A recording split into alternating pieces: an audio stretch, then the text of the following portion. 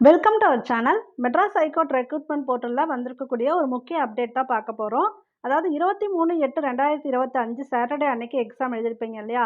என்னென்ன போஸ்ட்னு பார்த்தீங்கன்னா, personal assistant to the honourable judges, private secretary to the registrar general, personal assistant to the registrars. இந்த போஸ்டிங்க்கு எல்லாமே உங்களுக்கு வந்து ரிசல்ட் கொடுத்துருக்காங்க. நீங்கள் எவ்வளோ மார்க்ஸ் எடுத்திருக்கீங்க அப்படிங்கிறது லிஸ்ட் கொடுத்துருக்காங்க. ஜஸ்ட் நீங்கள் வெப்சைட் போர்ட்டலுக்குள்ளே போயிட்டு இந்த லிங்க்கை சூஸ் பண்ணிங்கனாலே உங்கள் ரிசல்ட் பார்த்தரலாம். நீங்கள் லாகின் பண்ணி உள்ளே தனியாக போகணும் அப்படிலாம் கிடையாது. இங்கேயே உங்கள் ரிசல்ட் இருக்கும். உங்கள் ரெஜிஸ்ட்ரேஷன் நம்பர் இருக்கும். அதில் பார்ட் ஏல எவ்வளோ மார்க்ஸ், பார்ட் பியில் எவ்வளோ மார்க்ஸ் எடுத்திருக்கீங்க அப்படிங்கிறத செக் பண்ணிக்காங்க. நீங்கள் செக் பண்ணிவிட்டு சர்டிஃபிகேட்ஸும் அப்லோட் பண்ணணும். பண்ணுறதுக்கு ஒரு டேட் கொடுத்துருக்காங்க. ஸோ அந்த டேட் என்னென்ன சர்டிஃபிகேட்ஸ் எப்படி அப்லோட் பண்ணணும் அப்படிங்கிறதெல்லாம் நான் சொல்லிடுறேன். முதல்ல நீங்கள் வந்து இதில் போய்ட்டு உங்கள் ரிசல்ட் பார்த்துக்கங்க. அதாவது உங்கள் ரெஜிஸ்ட்ரேஷன் நம்பருக்கு நேராக பார்ட் ஏ இங்கே கொடுத்துருக்கிறது பார்ட் ஏ ஃபஸ்ட்டில் இருக்கிறது. அடுத்து பார்ட் பி தனித்தனியாக மார்க்ஸ் எவ்வளோ எடுத்திருக்கீங்க அப்படிங்கிறத இண்டிவிஜுவலாக பார்த்துக்கங்க. கிட்டத்தட்ட ஒரு 518 மெம்பர்ஸ்க்குமே இதில் ரிசல்ட் கொடுத்துருக்காங்க. இங்கே டோட்டலாக இருக்குது பாருங்கள்.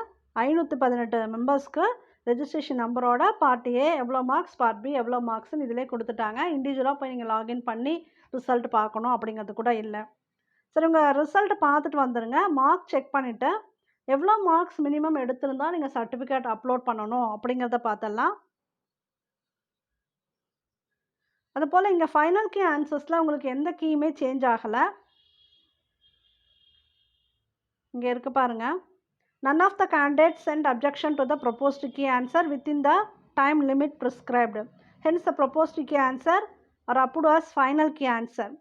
ஸோ உங்களுக்கு அவங்க கீ சேலஞ்ச் பண்ணுறதுக்கு சில டேட் கொடுத்துருந்தாங்க இல்லையா? ஆனால் நான் யார்கிட்டையுமே உங்களுக்கு வந்து கீ அப்ஜெக்ஷன் வரலை. அதனால் ஆல்ரெடி என்ன உங்களுக்கு ஆன்சர் கீழே கொடுத்துருந்தாங்களோ அந்த கீ ஆன்சர் தான் இப்போ அவங்க எவால்வேட் பண்ணியிருக்காங்க.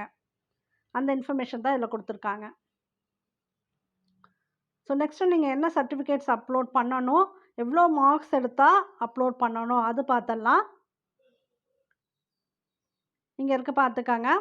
அதாவது பார்ட் ஏல வந்து நீங்கள் 20 மார்க்ஸ் எடுத்துருக்கணும். கண்டிப்பாக 20 மார்க்ஸ் எடுத்திருந்தால் தான் நீங்கள் சர்டிஃபிகேட் அப்லோட் பண்ணணும். அதுபோல் பார்ட் பியில் 35 marks compulsory. So part A minimum eligibility எவ்வளோ இருக்குன்னா 20 மார்க்ஸ் எடுத்துருக்கணும். பார்ட் பியில் மினிமம் 35 மார்க்ஸ் எடுத்திருந்தால் தான் நீங்கள் இங்கே கொடுத்துருக்கக்கூடிய டேட்குள்ளே சர்டிஃபிகேட்ஸ்லாம் அப்லோட் பண்ணணும். இதுதான் மினிமம் குவாலிஃபிகேஷன் மார்க்ஸு. ஸோ எந்த டேட்குள்ளே உங்களோட சர்டிஃபிகேட்ஸ் எல்லாம் அப்லோட் பண்ணணும் அப்படின்னு பார்த்தீங்கன்னா 28/9/2025 சண்டேல தான் கொடுத்துருக்காங்க. சண்டேலேருந்து உங்களுக்கு டியூஸ்டே வரைக்கும் டேட் இருக்குது. 30/9/2025 வரைக்குமே டேட் இருக்குது. ஸோ இந்த இடைப்பட்ட காலத்துக்குள்ளே தான் நீங்கள் வந்து உங்களோட சர்டிஃபிகேட் அப்லோட் பண்ணணும். சர்டிஃபிகேட் அப்லோட் பண்ணும்போது நீங்கள் என்ன யூஸ் பண்ணிக்கணும்னா உங்களோட இமெயில் ஐடியும் அதோட பாஸ்வேர்டு தான் நீங்கள் லாகின் க்ரெடென்ஷியலில் கொடுக்கணும்.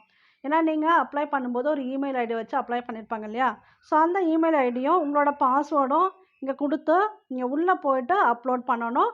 நீங்கள் வந்து மெயிலெலாம் அனுப்பக்கூடாது அவங்களுக்கு. அவங்க மெயில் அட்ரஸ் யூஸ்வலாக கொடுப்பாங்க இல்லையா வேறு ஏதாவது கம்யூனிகேஷனுக்கு, அந்த அட்ரஸ்க்கு நீங்கள் எதுவும் மெயில் பண்ணக்கூடாது. லாகின் க்ரெடென்ஷியலுக்குள்ளே போய்ட்டு நீங்கள் ஒவ்வொரு சர்டிஃபிகேட்ஸை அப்லோட் பண்ணணும். என்னென்ன சர்டிஃபிகேட் அப்லோட் பண்ணணும்னு பார்த்துக்கலாம். கம்யூனிட்டி சர்டிஃபிகேட் இதோட சைஸ் வந்து 200 KB இருக்கணும். PDF ஃபைல் ஃபார்மேட்டில் இருக்கணும். எஜுகேஷனல் குவாலிஃபிகேஷன் சர்டிஃபிகேட் வந்து 1 MB அப் டு 1 MB வரைக்கும் இருக்கணும். SSLC, higher secondary, diploma, UG degree வைக்கும்போது நீங்கள் டிகிரி சர்டிஃபிகேட் வைக்கலாம். சப்போஸ் டிகிரி சர்டிஃபிகேட் இல்லைனா ப்ரொவிஷனல் சர்டிஃபிகேட் வைக்கலாம். அடுத்து பிஜி டிகிரி, அதுவும் அப்படி தான். ப்ரொவிஷனல் இல்லைனா டிகிரி சர்டிஃபிகேட் ஏதாவது ஒன்று வச்சா போதும். ட்ரான்ஸ்ஃபர் சர்டிஃபிகேட் இதுவும் கண்டிப்பாக வைக்கணும். இதில் என்ன நோட் கொடுத்துருக்காங்கன்னா ஸ்டேட்மெண்ட் ஆஃப் மார்க்ஸ். இப்போ யூஜியில் நிறைய மார்க் ஷீட்லாம் இருக்கும் இல்லையா, செமஸ்டர் மார்க் ஷீட், அதெல்லாம் நீங்கள் வந்து அப்லோட் பண்ண வேணாம் அப்படின்னு கொடுத்துருக்காங்க. கன்சாலிடேட்டட் ஸ்டேட்மெண்ட் ஆஃப் மார்க்ஸ் இருக்கு இல்லையா, அதெல்லாம் அப்லோட் பண்ண வேணாம். இதெல்லாம் தேவை கிடையாது. அவங்க கேட்குறது ஒன்று ப்ரொவிஷனல் இல்லைனா டிகிரி, அது மட்டும் அப்லோட் பண்ணுங்கள் போதும். இதெல்லாம் தேவையில்லை.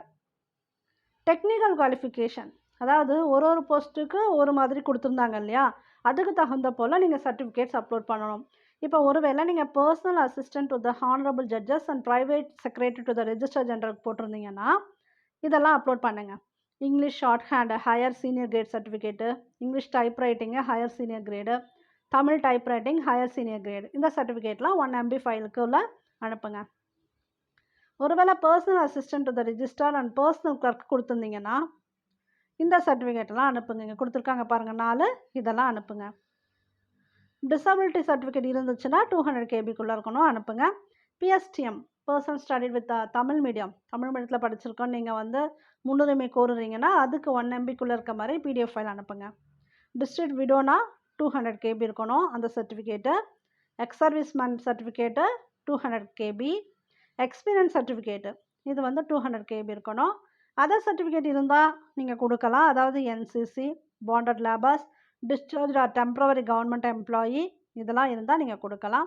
NOC certificate no objection certificate இருந்துச்சுன்னா அதுவுமே நீங்கள் அப்லோட் பண்ணிவிடுங்க.